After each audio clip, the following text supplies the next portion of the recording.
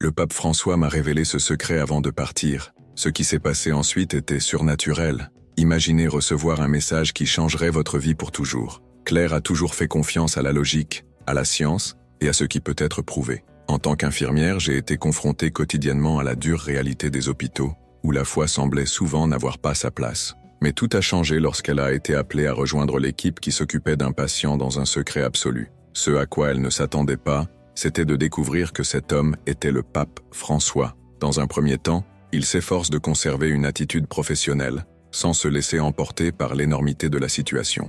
Mais à un moment inattendu, il demanda à la voir. Le pape François l'a regardée dans les yeux et lui a confié un secret qui a résonné en elle d'une manière inexplicable. Quelques jours plus tard, un événement surnaturel a remis en question tout ce qu'elle croyait. Qu'a-t-il dit? Comment quelque chose d'impossible s'est-il produit sous les yeux de la science? Cette histoire vraie vous surprendra et vous fera remettre en question tout ce que vous pensiez savoir sur la foi et les miracles. Restez jusqu'au bout et découvrez le dénouement surprenant de cette émouvante histoire de dépassement. Dès son plus jeune âge, Claire a appris à chercher des réponses concrètes. Elle a grandi dans une famille catholique, entourée d'enseignements religieux, de rituels et de croyances transmises de génération en génération. Sa mère priait tous les soirs avant de s'endormir, et sa grand-mère lui disait toujours que Dieu s'occupait de tout. Cependant, Claire n'a jamais pu ressentir cette certitude en elle-même. Depuis son enfance, il avait un esprit analytique et interrogateur, et ne se contentait pas d'explications abstraites. En grandissant, il commença à se rendre compte que bon nombre des réponses apportées par la religion n'étaient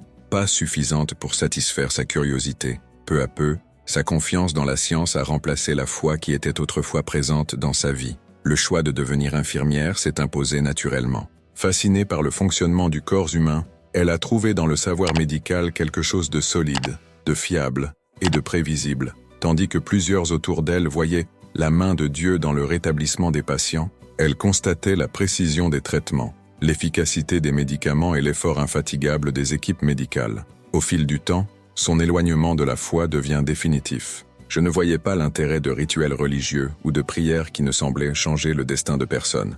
L'Église, présente dans son enfance, n'est plus qu'un bâtiment qu'elle passe devant sans même s'en apercevoir. Claire était fière de sa rationalité. Il considérait la foi comme quelque chose de dépassé, une béquille émotionnelle utilisée par ceux qui ne pouvaient pas faire face aux incertitudes de la vie. Je n'ai jamais ressenti le besoin de croire en quelque chose de plus grand. Sa confiance était dans la science et dans ce qui pouvait être prouvé. Jusque-là, rien dans sa vie ne lui avait donné de raison de penser différemment. Claire n'a jamais oublié les jours précédant la mort de son père. La forte odeur de médicaments mêlée au doux parfum de sa mère était encore gravée dans sa mémoire. La petite pièce où il passa ses derniers instants était toujours dans l'ombre, éclairée uniquement par la faible lumière du couloir. Sa mère lui tenait fermement la main tout en murmurant des prières silencieuses, les yeux gonflés à force de pleurer. Claire, encore une petite fille, s'accrochait à l'espoir naïf que si elle priait avec suffisamment de foi, son père se lèverait du lit comme si de rien n'était. J'ai fermé les yeux, j'ai joint mes mains et j'ai demandé à Dieu de faire un miracle. Mais les jours ont passé et l'amélioration n'est jamais venue. La toux devint plus forte, son corps plus faible et son regard de plus en plus lointain. Un matin, lorsqu'elle se réveilla et vit sa mère assise près du lit, les yeux vides et les mains tremblantes, Claire comprit que ses prières avaient été vaines. Le silence dans la maison pesait plus que n'importe quel mot. Les gens allaient et venaient, certains lui touchaient à la tête et prononçaient des mots qui n'avaient aucun sens. Elle avait envie de crier, de demander pourquoi Dieu avait ignoré ses supplications.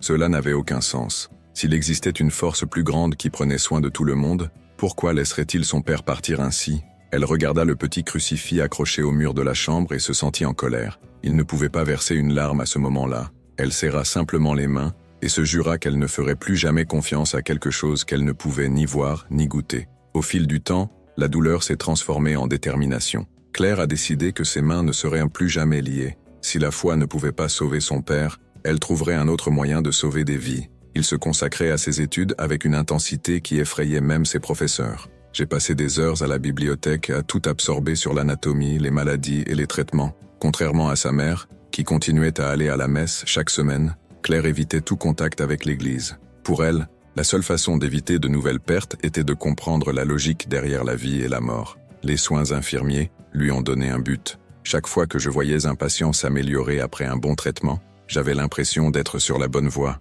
Ce n'était pas Dieu, c'était la science. La foi n'était plus qu'un lointain souvenir, enfoui avec la douleur du passé. Claire était connue à l'hôpital où elle travaillait pour sa précision et son contrôle absolu. Aucun détail ne lui a échappé. Il savait exactement quelles procédures étaient les plus efficaces, connaissait chaque médicament et maintenait l'équipe sous une discipline stricte. Elle n'était pas encline aux démonstrations d'affection et évitait de trop s'impliquer avec les patients. Je ne pensais pas qu'un lien émotionnel puisse faire une différence dans l'issue d'une affaire. Pour elle, ce qui déterminait la guérison était le diagnostic correct, le traitement adéquat et la résistance du corps. Au fil des années, il a été témoin de situations qui n'ont fait que renforcer sa conviction. Certaines vies se sont terminées subitement, sans explication apparente, tandis que d'autres se sont poursuivies contre toutes les prédictions médicales. Les personnes en bonne santé se laissaient emporter par des maladies silencieuses, tandis que les patients gravement malades résistaient sans raison apparente. Pour Claire, tout était une question de statistiques. Il a appris à accepter que la médecine avait des limites, mais il ne l'a jamais attribuée à quelque chose de surnaturel. Chaque fois que j'entendais quelqu'un dire qu'un patient s'était miraculeusement rétabli, je ressentais une irritation silencieuse. Ce n'était pas un miracle. Il s'agissait d'un ensemble de facteurs qui pouvaient être analysés et expliqués. Son sang-froid professionnel a fait d'elle une référence au sein de l'hôpital. On la recherchait pour les cas les plus difficiles, car on savait qu'elle ne se laisserait pas ébranler par les émotions. Ses propres collègues l'admiraient, mais gardaient aussi une certaine distance. Certains pensaient qu'elle était simplement réservée, d'autres considéraient sa position comme de l'arrogance. Claire s'en fichait, son engagement était envers la science et la vie des patients, et non envers les opinions sur leur personnalité. J'ai toujours su que son travail sauvait des vies, et c'était suffisant. Alors que certains cherchaient le réconfort dans la foi pour faire face aux pertes, elle préférait affronter la réalité sans illusion. Pour elle, le seul véritable pouvoir résidait dans la connaissance et la technique. Claire avait toujours cru que la vie était faite de choix rationnels, mais elle se retrouve désormais confrontée à une réalité qu'elle ne peut contrôler. Il y a quelques mois, il a reçu un diagnostic qui allait tout changer. Il découvre un cancer mortel dans son corps et qu'il ne lui reste que quelques mois à vivre. Le cancer était avancé, s'était propagé aux organes vitaux, sans possibilité de traitement efficace. Le médecin expliqua calmement, mais les mots semblaient lointains. Il n'y avait aucun doute possible. Son temps était compté. Contrairement à d'autres personnes qui sont entrées dans cette pièce et en sont reparties dévastées, Claire s'est contentée d'écouter, d'absorber l'information et de passer à autre chose. Il ne pleurait pas, il ne cherchait pas de réconfort et surtout, il ne priait pas. Pour elle, il n'y avait aucune raison de remettre en question ce qui n'avait aucune explication. La vie suivait un cycle biologique et le sien touchait à sa fin. Elle pensait même à s'absenter du travail, mais l'idée de passer ses derniers mois à la maison, en attendant l'inévitable, était encore plus étouffante. Si votre vie a toujours été bâtie sur votre dévouement à l'hôpital, cela ne servait à rien de vous arrêter maintenant. Il a décidé de continuer à travailler, en gérant chaque quart de travail, comme il l'avait toujours fait. S'il ne pouvait pas changer son propre destin, il pourrait au moins continuer à faire une différence dans la vie des autres. Il reprit sa routine, sans révéler à personne ce qui se passait. Il ne voulait pas de regard compatissant, de phrases réconfortantes ou de toute suggestion selon laquelle il devrait se préparer pour la fin. Le corps a commencé à montrer des signes de la maladie. Les petits maux et douleurs autrefois faciles à ignorer sont devenus plus fréquents. La fatigue, qui n'apparaissait auparavant qu'à la fin d'un travail intense, commença à l'accompagner tout au long de la journée. Malgré tout, Claire a refusé de s'arrêter. Pour elle, tant qu'elle était debout, elle était toujours utile. L'hôpital était son refuge et son dernier lien avec le monde qu'il connaissait. Il s'occupait des patients avec la même précision que toujours, mais au fond, il commençait à ressentir quelque chose qu'il n'avait jamais connu auparavant. Pour la première fois, je n'avais pas seulement le contrôle. Pour la première fois, ce n'était pas l'infirmière qui contribuait à sauver des vies, mais le patient qui savait que bientôt, il n'y aurait plus rien à faire. L'hôpital vaquait à sa routine habituelle lorsqu'un bourdonnement commença à se propager dans les couloirs. Les médecins et les infirmières chuchotaient entre eux, essayant de comprendre la raison de l'intense mouvement venant de la salle à accès restreint. Claire, habituée aux urgences et aux dossiers délicats, n'y prêta pas beaucoup d'attention au début. Je pensais qu'il n'était qu'un autre patient influent qui exigeait la confidentialité, ce qui est courant dans les hôpitaux de cette taille. Toutefois, le niveau de restriction imposé à cette admission était inhabituel. Les ordres directs de l'administration étaient transmis à tout le monde. Personne ne devait poser de questions ou tenter d'accéder à des informations sur le nouveau patient. Seul un groupe très restreint aurait un contact direct avec lui. La curiosité grandit parmi les employés, mais Claire reste indifférente. Pour elle, un patient n'était qu'un patient, quel que soit son statut ou sa renommée. Pourtant, il remarqua que quelque chose dans ce cas était différent. Les agents de sécurité ont été doublés à l'entrée principale et dans la salle d'hospitalisation. Des professionnels de haut rang, qui se promenaient rarement dans les couloirs, étaient là pour tout surveiller de près. L'ambiance entre les employés était tendue, mais Claire a continué son travail comme d'habitude, vérifiant les dossiers médicaux et coordonnant son équipe. Elle se concentrait sur les patients qui avaient des besoins d'elle, et non sur les mystères qui ne la concernaient pas. Lors d'une courte pause, il prit un café dans la salle du personnel et remarqua que même les médecins les plus expérimentés semblaient inquiets. Personne ne savait qui était le patient, pas même certains membres de l'équipe principale. Le nom figurant dans les dossiers a été remplacé par un sigle, et tout accès aux examens et diagnostics a été bloqué. Claire n'était pas du genre à se laisser emporter par les spéculations, mais elle s'avouait que cette affaire était différente. Quelque chose d'important se passait. L'hôpital avait affaire à quelqu'un d'important, quelqu'un qui avait besoin d'être protégé contre quelque chose que personne ne pouvait expliquer. Claire a continué sa routine sans se mêler du tumulte provoqué par l'arrivée du mystérieux patient.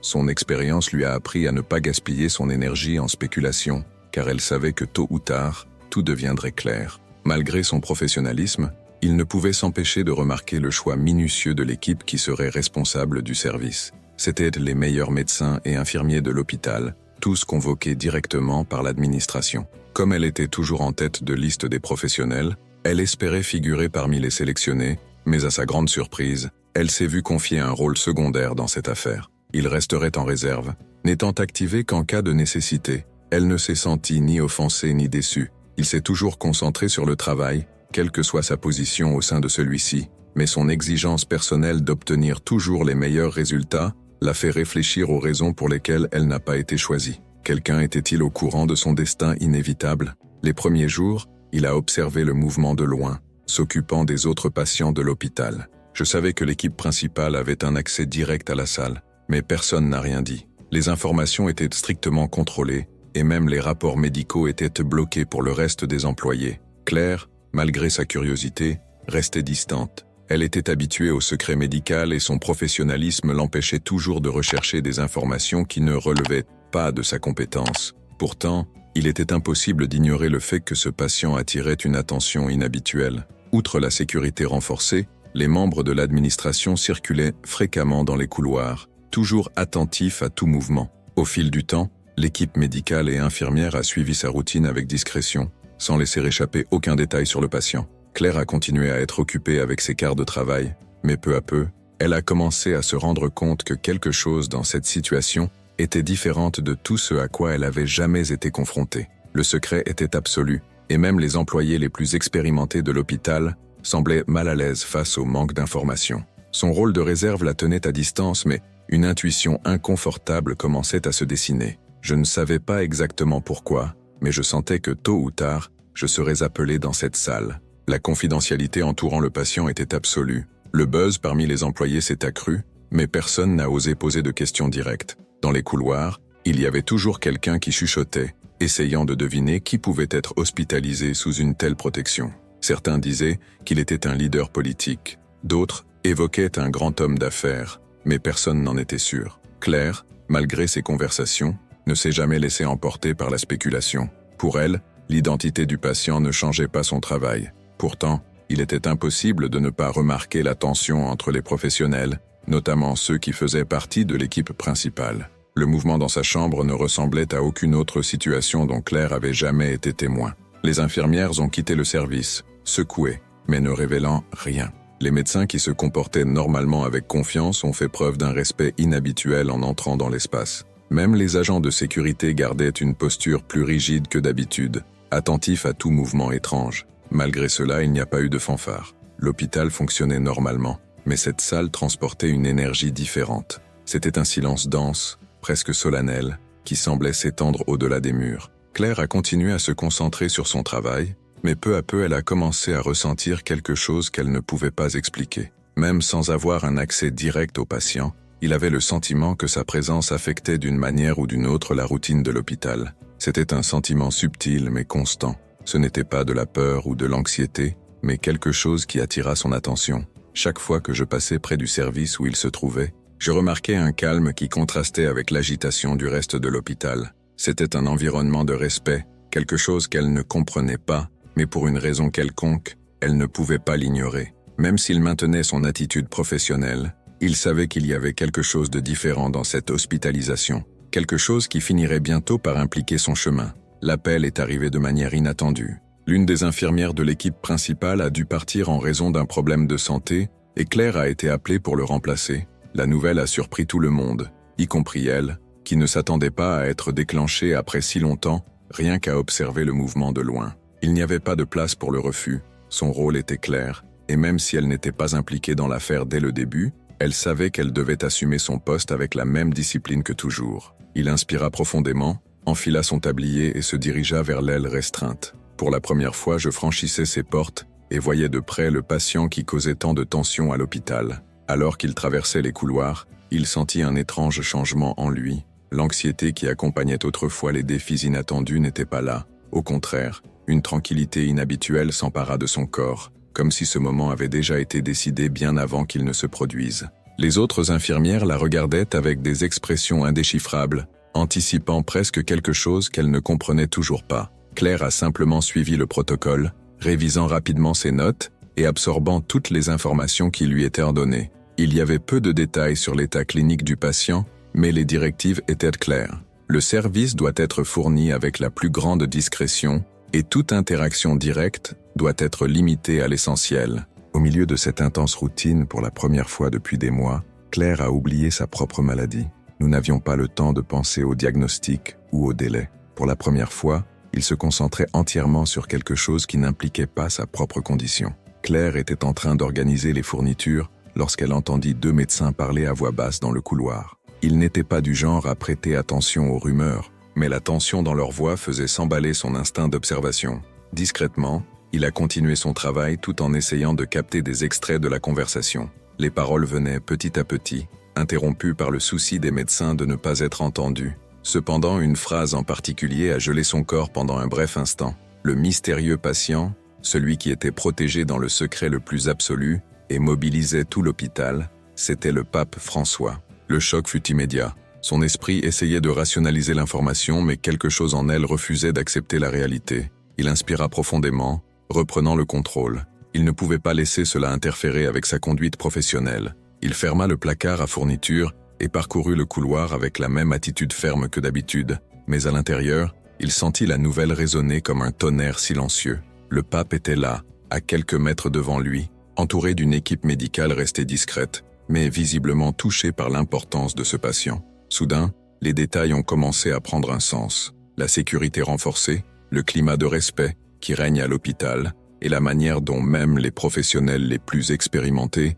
semblaient gérer quelque chose de bien plus grand qu'une simple hospitalisation. Même en essayant de rester inconsciente de l'impact de la révélation, Claire a ressenti quelque chose de différent à ce moment-là. Ce n'était pas une émotion claire ni un changement de pensée, juste une légère agitation que je ne parvenais pas à expliquer. Toute sa vie, il a évité tout ce qui concernait la foi. Aujourd'hui, face à la présence d'une des figures les plus importantes de l'Église catholique, il sent son scepticisme mis à l'épreuve d'une manière inattendue. Il essaya de repousser toute pensée qui s'écartait de la logique. Il poursuivra son travail comme il l'a toujours fait. Mais pour la première fois depuis longtemps, elle réalisa que quelque chose en elle commençait à bouger d'une manière qu'elle ne pouvait pas contrôler. Les jours suivants, Claire a continué sa routine au sein de l'équipe qui soutenait le pape François, mais quelque chose semblait différent. Il y avait une atmosphère subtilement distincte autour de cette salle, une sorte de silence qui n'était pas seulement une absence de son, mais plutôt une sensation de calme. Même si elle était habituée aux milieux hospitaliers,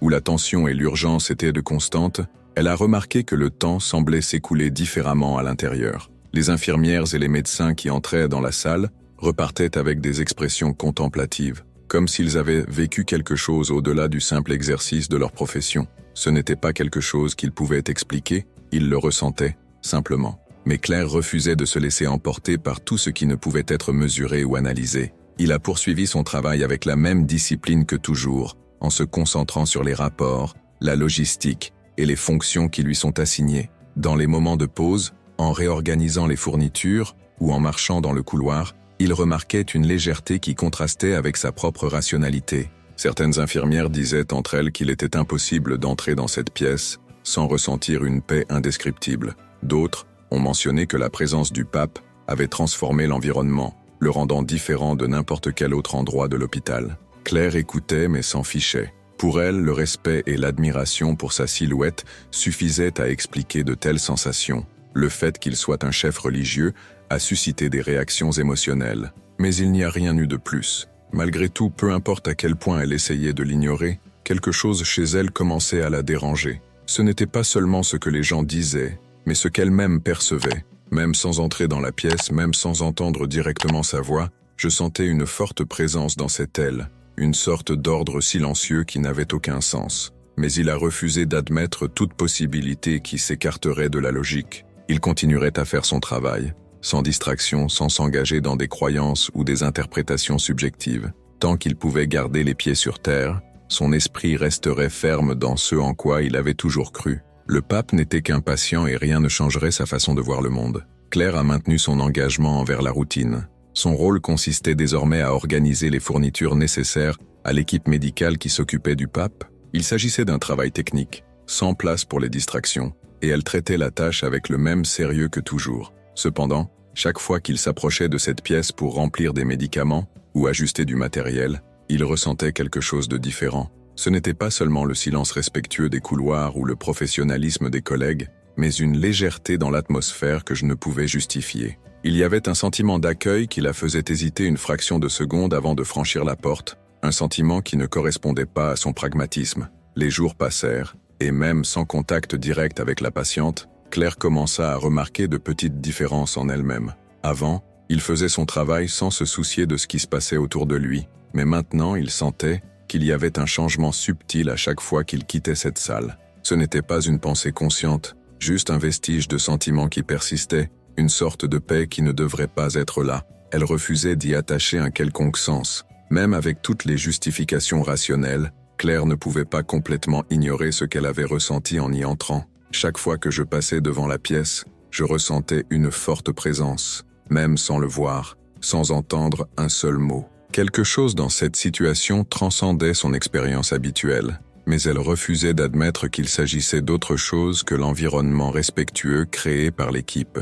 Il a suivi son travail avec précision, s'assurant que tout était à la bonne place, dans les normes requises. Il ne laisserait pas de vagues sensations interférer avec sa conduite, mais, malgré tous ses efforts pour rester ferme, cette légèreté insistait pour l'accompagner, lui laissant un doute qu'elle ne savait pas comment résoudre. Dans une journée qui semblait se dérouler normalement, le secret si rigoureusement maintenu fut brusquement rompu.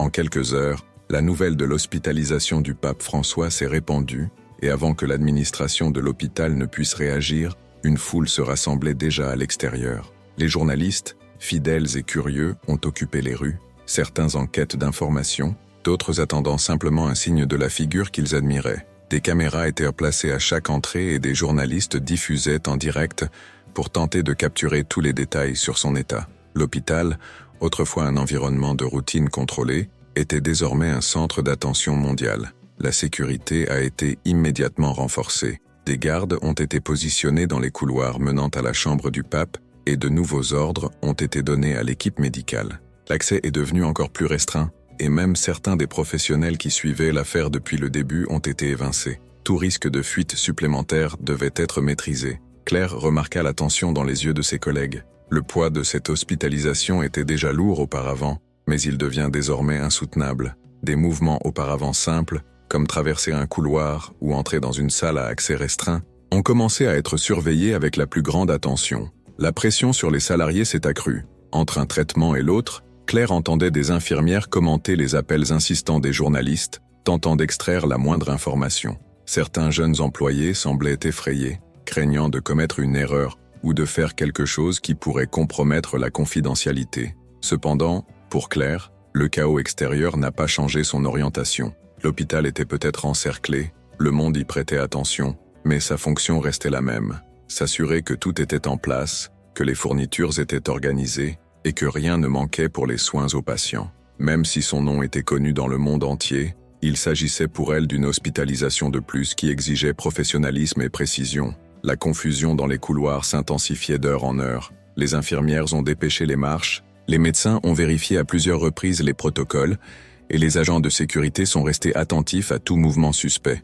Dehors, la foule ne cessait de croître, et les journalistes posèrent des questions persistantes à tout employé sortant de l'hôpital. L'ambiance était chargée, et Claire savait que la tension pouvait compromettre la concentration de l'équipe. Cependant, quelque chose était différent de toute cette pression. À l'intérieur de l'aile où se trouvait la chambre du pape, le calme était absolu. Contrairement à d'autres patients gravement malades, dont la chambre était souvent un espace d'agitation et d'inquiétude, cette pièce ne semblait pas touchée par le chaos extérieur. Claire observait attentivement les personnes qui avaient un accès direct à lui. Médecins expérimentés, infirmières ayant fait face aux situations les plus difficiles, tous faisaient preuve d'une sérénité qui n'avait aucun sens pour elle. Dans le cas contraire, il y aurait des regards inquiets, une fatigue visible et des conversations discrètes échangées dans les couloirs. Mais là, au contraire, il y avait un respect silencieux, presque solennel. Même les professionnels les plus sceptiques semblaient plongés dans quelque chose que Claire ne parvenait pas à comprendre. Elle refusait de croire que la présence du pape en était responsable.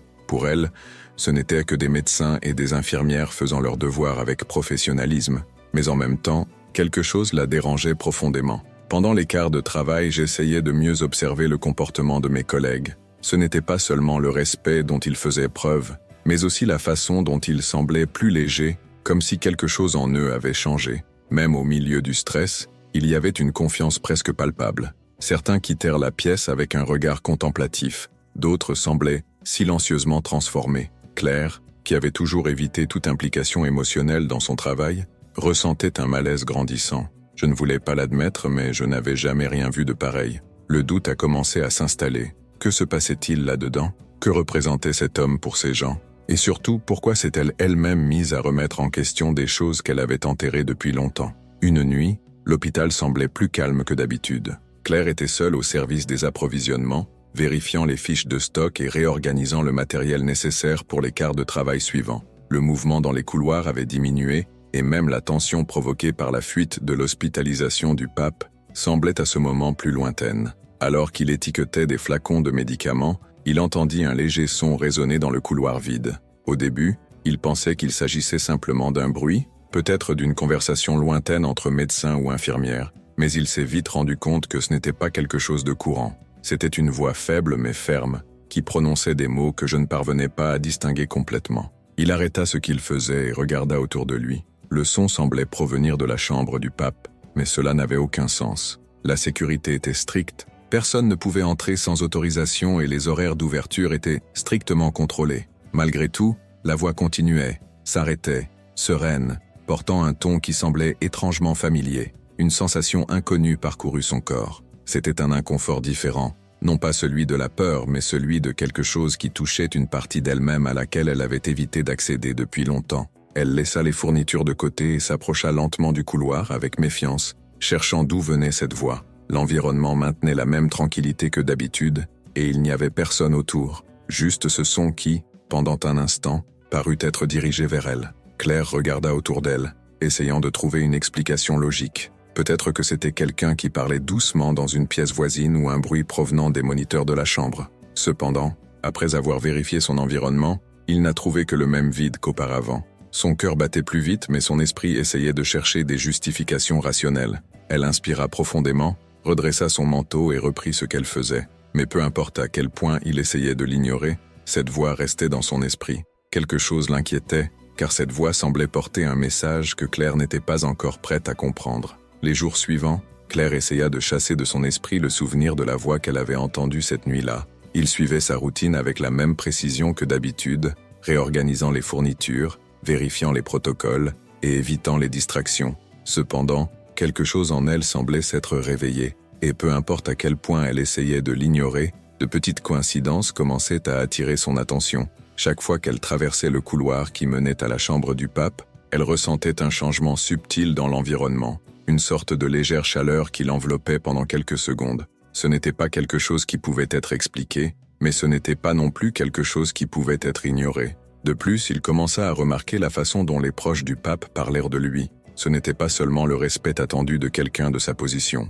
Il y avait quelque chose de plus profond dans la façon dont les médecins et les infirmières parlèrent de lui, comme si chaque rencontre avait du sens. Certains commentaient discrètement la paix qu'ils ressentaient en entrant dans cette pièce. D'autres semblaient avoir dans leurs yeux une sorte d'admiration silencieuse qui allait au-delà du professionnalisme. Claire avait toujours méprisé les exagérations émotionnelles en milieu hospitalier, mais elle s'est rendue compte que dans ce cas, il ne s'agissait pas seulement d'émotions.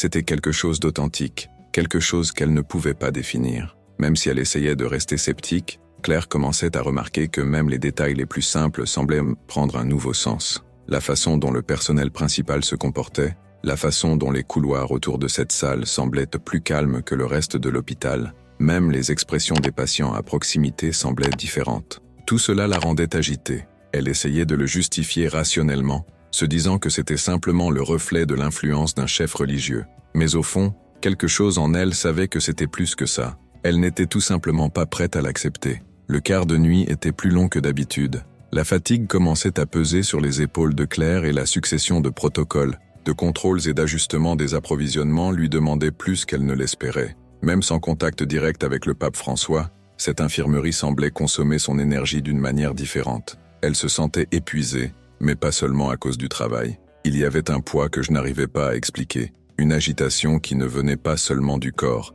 mais aussi de l'esprit. À la recherche d'un moment de repos, il s'appuya contre le mur à côté de la porte de sa chambre, fermant les yeux quelques instants. Sans s'en rendre compte, ses mains trouvèrent un petit objet oublié sur le chariot de ravitaillement. C'était un chapelet en bois, simple, usé par le temps, mais porteur d'une signification évidente. Ce n'est que lorsque ses doigts glissèrent sur les perles qu'il remarqua ce qu'il tenait. Elle songea à le libérer immédiatement, mais quelque chose la fit hésiter. Il sentit une chaleur inattendue se propager dans sa paume, comme si l'objet transportait sa propre énergie. Un frisson parcourut sa nuque, non pas de peur, mais de quelque chose de plus profond, quelque chose que son esprit insistait pour rejeter, mais que son corps avait déjà reconnu. Pendant un instant, il oublia où il se trouvait. La sensation n'était pas physique mais émotionnelle. Un souvenir lointain a tenté de surgir, quelque chose enfoui pendant des années. Peut-être était-ce le poids de la fatigue, peut-être était-ce juste une coïncidence. Mais à ce moment-là, en tenant ce chapelet à la main, Claire sentit quelque chose changer en elle. Il ne pouvait pas dire quoi, et il n'essayait pas non plus de comprendre. Il resta là, immobile, tandis que son esprit essayait d'organiser un fouillis de pensées auquel il n'avait jamais voulu affronter. Le bourdonnement dans les couloirs indiquait que quelque chose avait changé. Claire, qui préparait un plateau de provisions, remarqua les regards inquiets échangés entre les médecins et le mouvement accru dans la chambre du pape. Il n'a pas fallu longtemps pour qu'un des médecins la prenne à part et l'informe, d'un ton sérieux, que son état s'était aggravé et qu'un transfert vers un secteur encore mieux équipé serait nécessaire. La nouvelle ne l'a pas surprise, car elle savait que son état était délicat, mais quelque chose dans la manière dont l'information lui était transmise lui faisait ressentir un poids différent. Avant de pouvoir réagir, elle entendit la phrase qui la figea un instant. Le pape avait demandé à lui parler. Son premier réflexe fut de remettre en question la logique de cette décision. Elle ne faisait pas partie de l'équipe principale, n'était jamais entrée dans sa chambre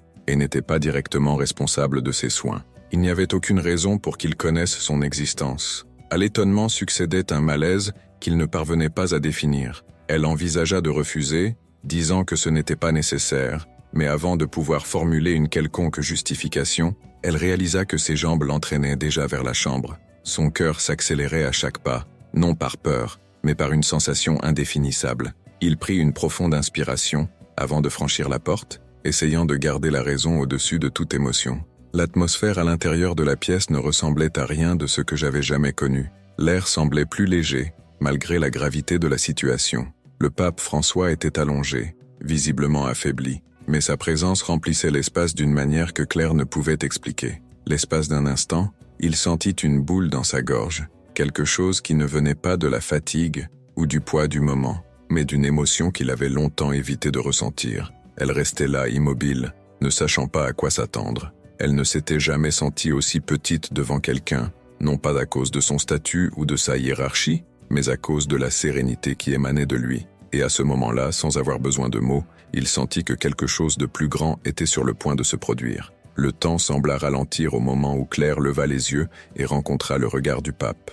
Il y avait en lui une sérénité qui contrastait avec son état de faiblesse. Son visage portait les marques du temps et de la maladie, mais son expression était calme, presque comme s'il était inconscient de la fragilité de son propre corps. Il lui sourit, non pas avec le genre de formalité qu'on pourrait attendre de quelqu'un dans sa position, mais avec la gentillesse de quelqu'un qui reconnaît une âme en conflit. Pendant un bref instant, Claire ressentit une oppression dans sa poitrine, une sensation qui ne venait pas de la nervosité, mais de quelque chose de plus profond, quelque chose qu'elle ne pouvait nommer. Il hésita un instant, ne sachant pas s'il devait se rapprocher. Son regard restait ferme, mais en même temps accueillant. Ce n'était pas invasif, ce n'était pas analytique, c'était simplement l'observer comme quelqu'un qui connaissait déjà son histoire, avant même de l'entendre. Claire, qui avait passé sa vie à croire seulement à ce qui pouvait être prouvé, se sentait étrangement vulnérable devant cette présence. Il n'y avait aucun jugement dans ses yeux, seulement de la compréhension, comme s'il connaissait d'une manière ou d'une autre les doutes qui pesaient sur elle, les années pendant lesquelles elle avait effacé toute trace de foi, la fatigue silencieuse qu'elle portait au plus profond de son âme. Pendant un moment, elle voulut détourner le regard, mais quelque chose en elle l'en empêcha. Il régnait une paix inexplicable dans cette pièce. Le sentiment que rien n'avait besoin d'être dit pour qu'il comprenne tout. Sans s'en rendre compte, il appuya légèrement sur l'ourlet de son manteau, essayant de retenir la moindre once de rationalité. Mais à ce moment-là, face à ce regard qui semblait franchir toutes les barrières qu'elle avait construites tout au long de sa vie, Claire sentit que quelque chose en elle était sur le point de changer. Elle ne savait pas quoi et n'était pas prête à l'accepter. Mais pour la première fois depuis des années, il ne ressentait pas le besoin de lutter. Le pape commença à parler d'une voix calme, mais avec une force qui toucha Claire jusqu'au plus profond d'elle-même. Ses propos n'étaient ni génériques ni superficiels, ils étaient précis, comme s'il connaissait chaque détail de sa trajectoire. Il a mentionné son incrédulité et la manière dont elle s'accrochait à la science pour combler le vide laissé par l'absence de réponse. Elle parlait de son père, de cette petite fille de 11 ans, qui priait de toutes ses forces pour demander un miracle qui ne s'est jamais produit. Il a dit comprendre sa douleur et sa recherche incessante de logique dans un monde qui n'a souvent aucune explication.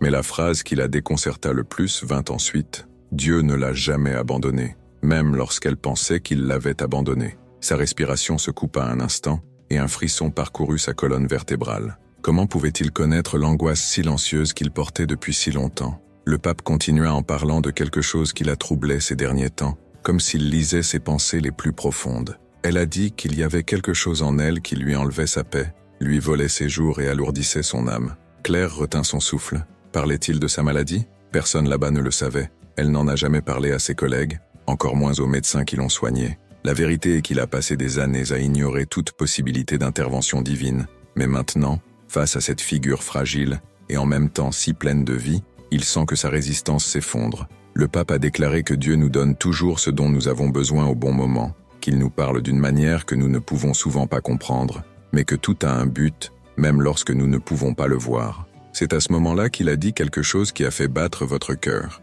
Elle a mentionné une nuit spécifique où elle a entendu une faible voix venant de cette pièce. Il a dit que cette nuit-là, il l'avait vue souffrir de près. Il a dit qu'il lui avait parlé et qu'au fond, elle l'avait entendu. Ces mots lui retournèrent l'estomac. C'était impossible. Elle se souvint de la sensation étrange, du frisson qui parcourut sa peau lorsqu'elle entendit cette voix. À l'époque, il essayait de se convaincre que c'était son esprit qui lui jouait des tours, un épuisement extrême se transformant en hallucination. Mais maintenant, il décrivait les détails de ce moment avec précision. Elle a parlé de la façon dont elle s'était arrêtée dans le couloir, du temps qu'elle avait passé à essayer de comprendre d'où venait cette voix, et même de la façon dont sa respiration était devenue difficile lorsqu'elle avait réalisé qu'il n'y avait personne. Elle voulait protester, elle voulait dire que ça n'avait pas de sens, mais ses jambes étaient faibles, ses mains tremblaient et sa gorge était serrée. Elle se sentait vulnérable, complètement exposée. Le pape n'avait pas besoin de prouver quoi que ce soit, mais il décrivait tout de même avec précision,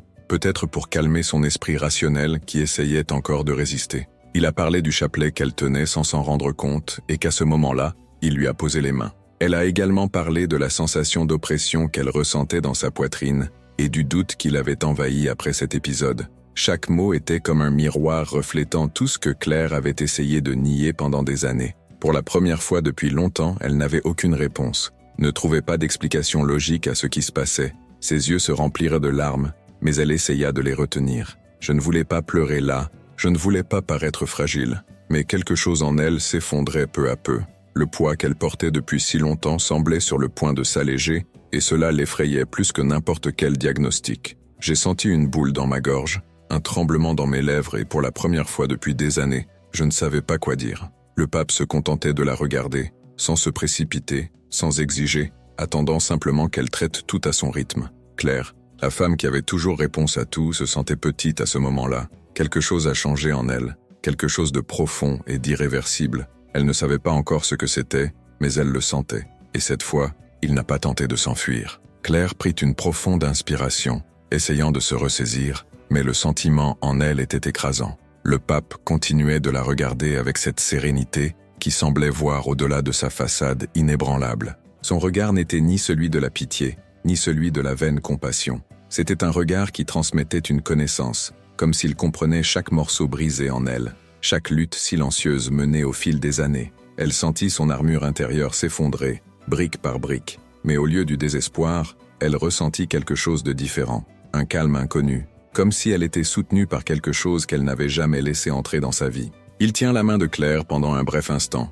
Lorsqu'il lui tenait la main, Claire sentit une chaleur parcourir son corps d'une manière inattendue. Ce n'était pas seulement le contact d'une personne âgée et fragile, mais quelque chose qui semblait transpercer sa peau et toucher quelque chose de beaucoup plus profond. Alors il a prononcé ces mots, avec la certitude de quelqu'un qui savait de quoi il parlait. « Vous avez encore beaucoup à faire ici, et beaucoup de gens à aider. » Sa voix était douce, mais elle avait un poids immense, comme s'il s'agissait d'un appel, d'un rappel de quelque chose qu'elle n'avait pas vu jusque-là. Ces mots la frappèrent comme une vague s'écrasant contre des rochers, effaçant toute résistance qui lui restait encore. Avant qu'il puisse réagir, sa main lâcha et en quelques secondes, les infirmières l'emmenèrent. Elle resta immobile, regardant la porte se fermer, sentant que quelque chose en elle s'était également fermé. Mais quoi exactement? Que venait-il de se passer? L'hôpital autour d'elle semblait continuer normalement, mais Claire ne ressentait plus la même chose. Un tourbillon d'émotions l'envahit, et pour la première fois depuis des années, elle s'autorisa à ne pas avoir toutes les réponses. Elle posa sa main sur sa poitrine, sentit son cœur s'emballer et réalisa que le vide qui l'accompagnait depuis si longtemps n'était plus le même. Je ne savais pas si c'était la foi, je ne savais pas si je croyais, mais je le sentais, et cette fois il n'essaya pas de s'expliquer. Elle a juste vécu ce moment, lui permettant de faire partie d'elle. Quelques semaines se sont écoulées depuis le départ du pape François, et Claire a tenté de reprendre sa routine à l'hôpital. Malgré tout ce qu'il avait vécu, il essayait de se convaincre que rien n'avait changé. Elle évitait de penser à ce qu'elle ressentait dans cette pièce, aux mots qu'elle entendait et à la paix qui l'envahissait lors de ses derniers instants avec lui. Mais peu importe à quel point elle essayait de l'ignorer, quelque chose en elle n'était plus le même. Le poids qu'elle portait depuis tant d'années semblait plus léger. Les doutes qui l'avaient toujours accompagnée n'avaient plus la même force. Cependant, ce n'est qu'en cherchant les résultats d'un examen de routine qu'il s'est rendu compte que le changement dans sa vie dépassait largement ses pensées. Alors qu'elle s'asseyait devant le médecin, Claire remarqua l'air étonné de son visage. Il tenait ses examens, ses yeux alternant entre les draps et l'écran de l'ordinateur, essayant de trouver une explication à ce qu'il voyait. Finalement, il dit quelque chose qui lui fit reprendre son souffle. Le cancer avait complètement disparu. Il n'y avait aucun signe de la maladie, rien qui justifierait sa présence lors des examens précédents. Le médecin, incrédule, a insisté sur le fait qu'il ne pouvait s'agir que d'une erreur et a demandé en urgence de nouveaux examens. Claire consentit, mais quelque chose en elle connaissait déjà la réponse. Alors qu'elle marchait dans les couloirs de l'hôpital, chaque pas semblait faire écho à quelque chose qu'elle n'arrivait toujours pas à accepter pleinement. Le même jour, Claire refait tous les examens, suivant chaque étape avec le sang-froid de quelqu'un qui a toujours fait confiance à la science. Quelques heures plus tard, il tenait les nouveaux résultats entre ses mains, et voilà la confirmation. Le cancer avait disparu sans laisser de traces, sans explication possible. Le médecin, encore plus perplexe, répéta que de tels cas étaient pratiquement impossibles. Mais elle n'avait pas besoin d'explication, parce qu'au fond, je savais déjà que c'était plus qu'une coïncidence ou un mauvais diagnostic. Pour la première fois de sa vie, Claire s'autorisa à croire qu'elle avait été témoin de quelque chose que la science ne pouvait pas mesurer, quelque chose qui n'avait pas besoin de preuves pour être réel. En quittant le cabinet du médecin, Claire regardait les papiers entre ses mains, relisait chaque détail des examens, à la recherche d'une faille, d'une explication scientifique qui justifiait l'impossible. Son esprit logique refusait d'accepter ce qui se trouvait devant elle. Mais quelque chose en elle savait déjà la vérité. Le miracle était réel. Le souvenir du regard du pape, des paroles qu'il a prononcées et de la paix qu'il a ressentie dans cette pièce lui est revenu. Ce n'était pas une erreur, ce n'était pas une coïncidence. Après avoir nié si longtemps toute possibilité au-delà de la raison, il réalisa qu'il n'avait pas besoin de tout comprendre pour l'accepter. Pour la première fois, il s'autorisa à ressentir. De retour à l'hôpital, sans s'en rendre compte, ses pas la conduisirent jusqu'à la chapelle,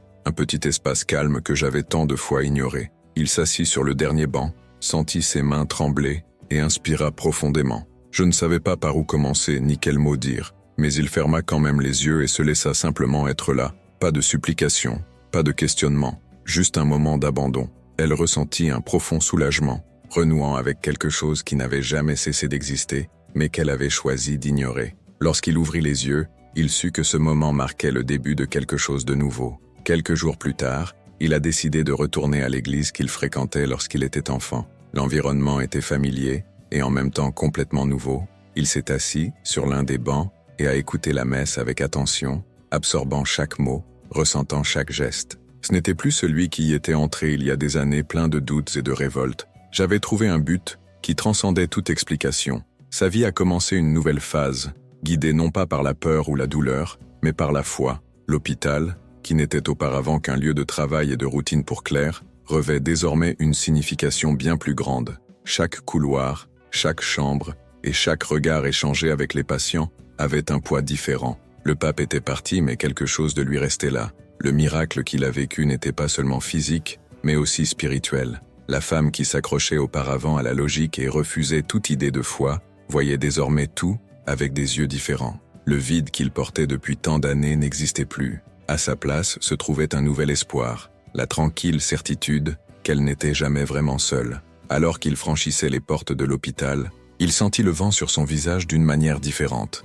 Le ciel semblait plus large, la ville autour semblait plus vivante. Pendant longtemps, il a cru que seul ce qui était visible et mesurable pouvait être réel. Maintenant, je savais qu'il y avait quelque chose au-delà de ça. Elle n'était plus l'infirmière qui était arrivée il y a des mois, fermée à tout ce qui ne s'expliquait pas. La maladie qui était autrefois sa condamnation était maintenant sa libération. Et c'est ainsi qu'un nouveau voyage a commencé. Elle rentra chez elle et cette nuit-là, pour la première fois depuis de nombreuses années, elle s'agenouilla avant de s'endormir. Ne pas demander quelque chose, ne pas remettre en question, mais être reconnaissant. Chaque moment de douleur, chaque doute et chaque perte l'a amené ici. Ce qui était autrefois un fardeau était désormais un chemin. Le pape est parti, mais ses paroles et le miracle laissé derrière lui ont tout changé. Claire a quitté cet hôpital en tant que nouvelle femme, retrouvant la foi qu'elle pensait avoir perdue à jamais. Merci beaucoup d'avoir suivi cette histoire jusqu'ici. C'est une histoire fictive, mais demandez-vous si cela aurait pu se produire. Si ce voyage vous a touché d'une manière ou d'une autre, cliquez maintenant pour aimer la chaîne et continuer à recevoir des histoires passionnantes et inspirantes comme celle-ci. Nous avons également sélectionné une vidéo recommandée spécialement pour vous, avec des histoires plus percutantes qui capteront votre attention et vous toucheront profondément. Et si vous souhaitez plonger encore plus profondément dans cet univers de dépassement et de défis, nous avons une collection de vidéos avec des histoires similaires qui vous attendent. Cliquez simplement sur l'écran et suivez ce voyage de transformation. Rendez-vous dans la prochaine vidéo.